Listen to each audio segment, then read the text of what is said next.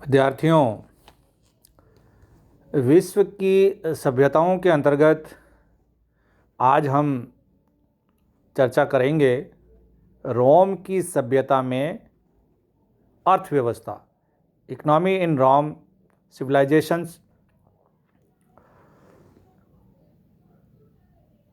इस प्राचीन मानवीय सभ्यता के अंतर्गत हम ये पाते हैं कि राजतंत्र की समाप्ति के बाद 5वीं शताब्दी ईसा पूर्व में रोम का जो अंतर्राष्ट्रीय व्यापार था वो घट गया तथा उसकी जो अर्थव्यवस्था का जो मुख्य आधार खेती तथा पशुपालन रह गया। अंतर्राष्ट्रीय व्यापार घटने पर क्या रहा, उनका मुख्य आधार ही जो अर्थव्यवस्था का वो खेती और पशुपालन रह गया। भूमि पर व्यक्तिगत मिल्कियत होती थी। जैसे साम्राज्य का विस्तार हुआ, जैसे जैसे साम्राज्य का विस्तार हुआ, सीनेट के सदस्यों ने बड़ी बड़ी जागीरें प्राप्त कर ली और वे उन पर दासों से खेती कराने लगे। गेहूँ, जौ, दालें, सब्जियाँ और नाशपाती, सेब, अंगूर तथा अंजीर जैसे फलों के वृक्ष उगाए जाते थे। जैतून की खेती बड़े पैमाने पर की जाती थी और उसका तेल खाने के काम में लिया जाता था। बड़े जागीरदार अपनी ज़मीन पर विशाल बाग लगाते थे और उसमें उत्पन्न फलों, विशेष से अंगूर से शराब बनाई जाती थी। पालतू पशुओं को बोझा ढोने, ऊन तथा मांस के लिए इस्तेमाल किया जाता था। मांस केवल मालदार लोगों के खाने में ही प्रयुक्त होता था। सामान्य लोग उत्सवों के अवसर पर ही खाते थे। मालदार लोग प्रचुरता से मर्जी पड़े जब खाते थे, लेकिन जो सामान्य लोग हैं वो केवल उत्सव और जो विशेष मौके आते थे तभी उनको ये नसीब होता था। यानी कि अर्थव्यवस्था का जो दोहन है, अर्थव्यवस्था के ऊपर जो कब्जा है वो धनाढ्य वर्ग का था और बड़े बड़े लोगों के पास ही जागीरें होती थी, जो सीनेट के लोग हुआ करते थे। क्योंकि पहले राजतंत्र था, 5वीं शताब्दी ईसा पूर्व तो राजा के पास रहता था, लेकिन जो ही राजतंत्र खत्म हुआ और लोकतंत्र आया तो अब सीनेट वाले नए राजा पैदा हो गए। सिक्कों का प्रचलन, प्राचीन रोम की सभ्यता में सिक्कों का प्रचलन। आम लोग अपनी ज़रूरत की चीज़ें हाट से खरीदते थे। हाट यानी कि एक बाज़ार कह सकते हैं। वो साप्ताहिक लगते होंगे या हर 2 दिन में लगते होंगे या पाक्षिक लगते होंगे। हाट 9 दिन में एक बार लगता था। रोम का जो हाट है 9 दिन में एक बार लगता था। 3री शताब्दी ईसा पूर्व तक रोम में सिक्कों का प्रचलन न था और बाजारों में लेन देन वस्तु विनिमय के आधार पर चलता था। वस्तु विनिमय का मतलब होता है वस्तुओं से आदान प्रदान। आपके पास गेहूँ है और आपको शक्कर की ज़रूरत है तो आप एक निश्चित मात्रा में गेहूँ देंगे और निश्चित मात्रा में कुछ शक्कर ले लेंगे। इसी प्रकार से सोना चांदी, जो पशु है, पशुधन है, सब वस्तु विनिमय के आधार पर वहाँ पर जो है क्रय विक्रय किया जाता था। मुद्रा के रूप में भेड़ों का इस्तेमाल भी होता था। लैटिन भाषा में पशुओं के झुंड को पैसरा कहते हैं। क्या कहते हैं? लैटिन भाषा में पशुओं के झुंड को पैसस, पैसरा नहीं, पैसस कहते हैं। इसी से पैसूनिया शब्द का निर्माण हुआ। देखिए बहुत इंपॉर्टेंट है, लैटिन भाषा में जो मुद्रा है उसको पैसस कहा जाता है और इसी पैसूनिया या इसी से पैसूनिया शब्द का निर्माण हुआ जिसका प्रयोग मुद्रा के लिए होता था। पैसूनिया 5वीं शताब्दी के अंत में धीरे धीरे कांसे के टुकड़े का सिक्कों के रूप में प्रयोग होने लगा।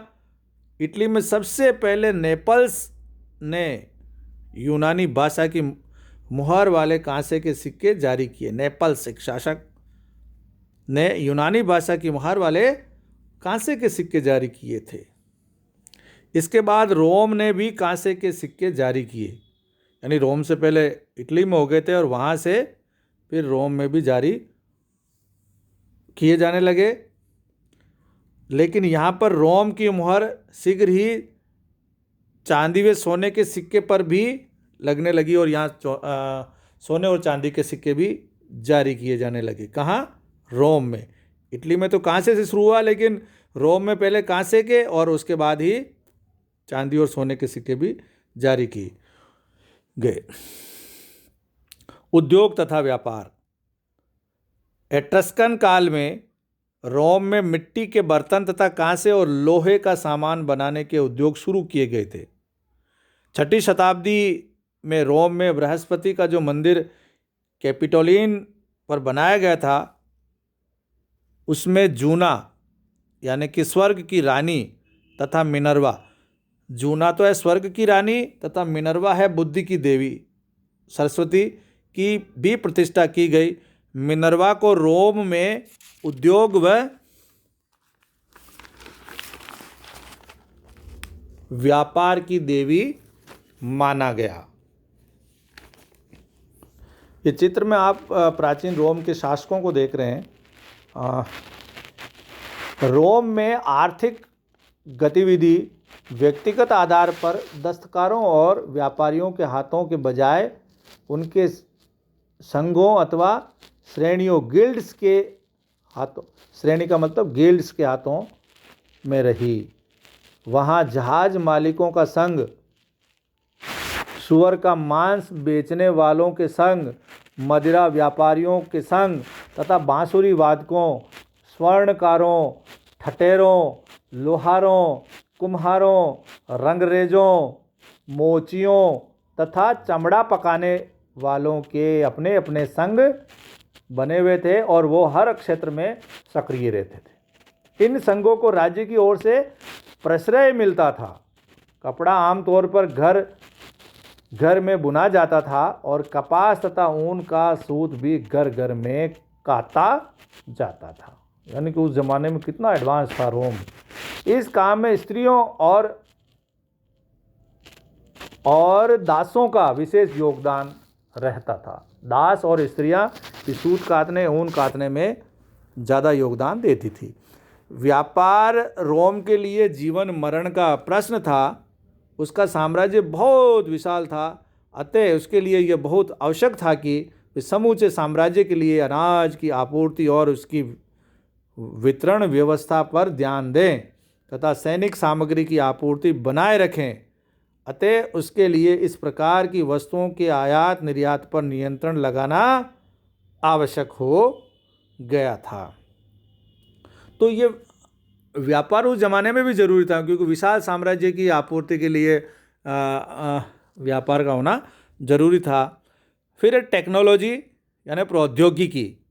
रोम की प्रौद्योगिकी कोई खास विकसित न हो सकी थी, जिसके कारण स्पेन, फ्रांस, जर्मनी के हाथों वे पिछड़ गया।